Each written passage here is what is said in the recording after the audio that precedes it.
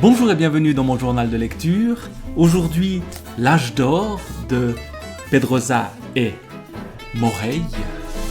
2 volumes pour cette bande dessinée ou ce conte dessiné.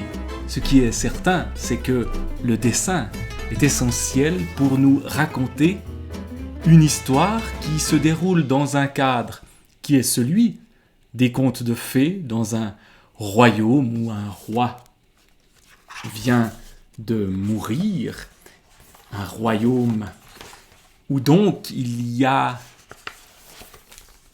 une succession et plusieurs prétendants à cette succession, plusieurs enfants de ce roi, une fille aînée, un fils.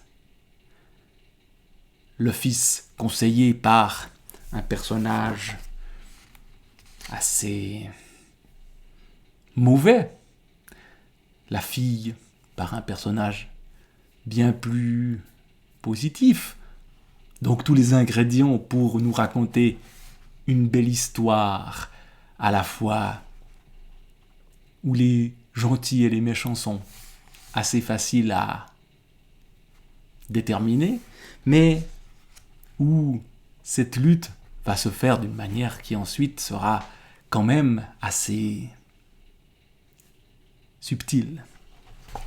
Ce qui frappe à la lecture de ce livre-là, ce sont d'abord les dessins qui sont vraiment très beaux.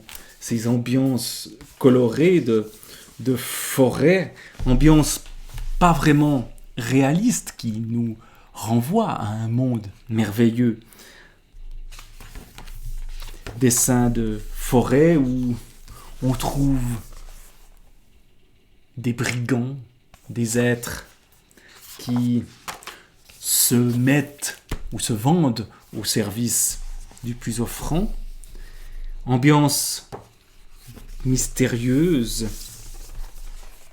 par exemple, ici où les tons évoluent, tons orangés, tons roses ou tons beaucoup plus sombres quand vient la nuit, et beaucoup de scènes, de grands paysages où les gens voyagent à cheval.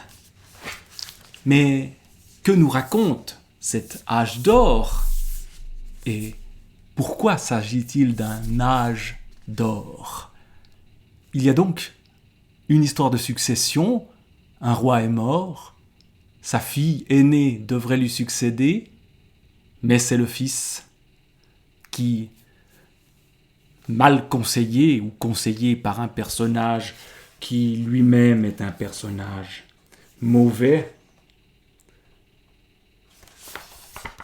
le voici ici, tout raidé en rouge, et ce personnage mauvais va au fond manipuler le jeune roi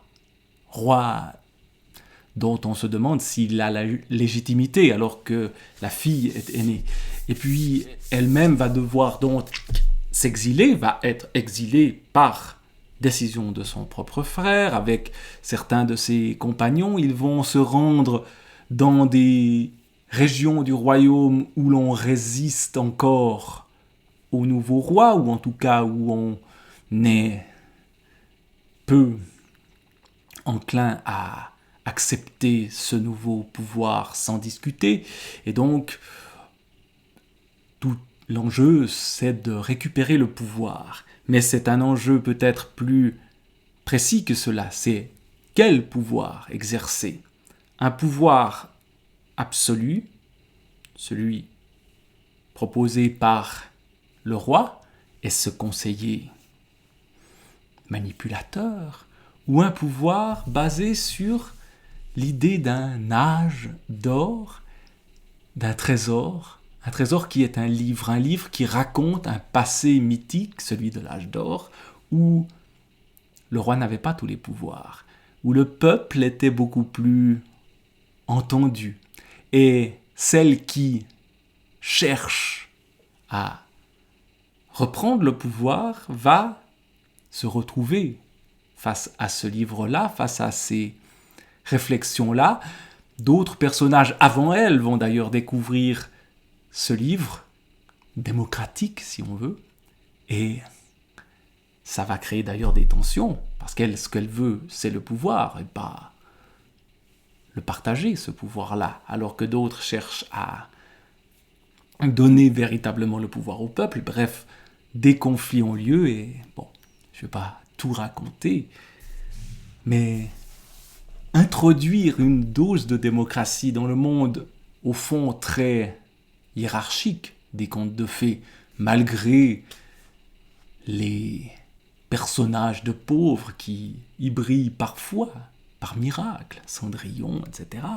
Mais là, tout d'un coup, cette idée d'un renversement de l'ordre du pouvoir, mais d'un renversement vers un passé. La mère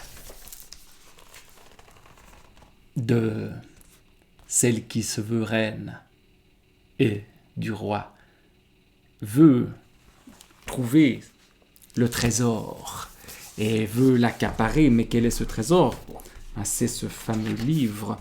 Et ce fameux livre va nous révéler une vérité. Alors quelle est cette vérité?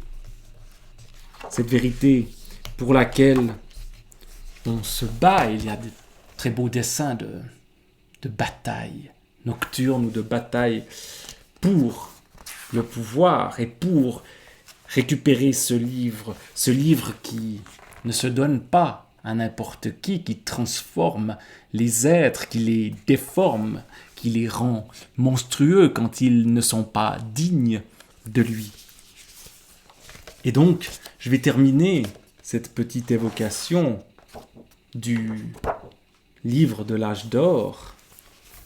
Le voici, ce livre, un livre qui lui-même est un livre d'or par ce que dit ce livre.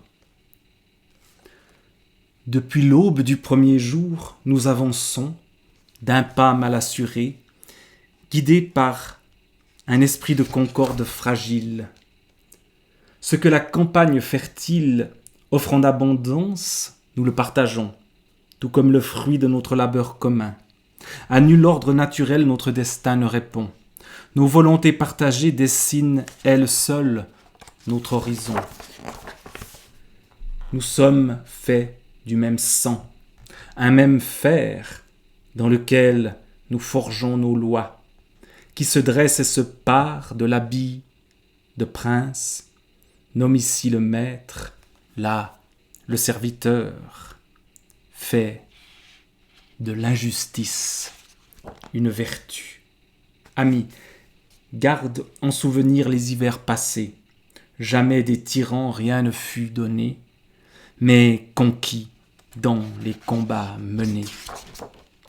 Depuis l'aube du premier jour, nous semons les plaines d'un nouveau monde, où, sous la courbe lente du soleil, l'ombre ne fait que passer.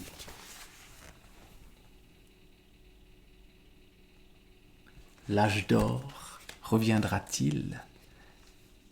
L'âge d'or a-t-il jamais existé? Tout ceci n'est-il qu'un conte? Tout ceci n'est-il que de beaux dessins?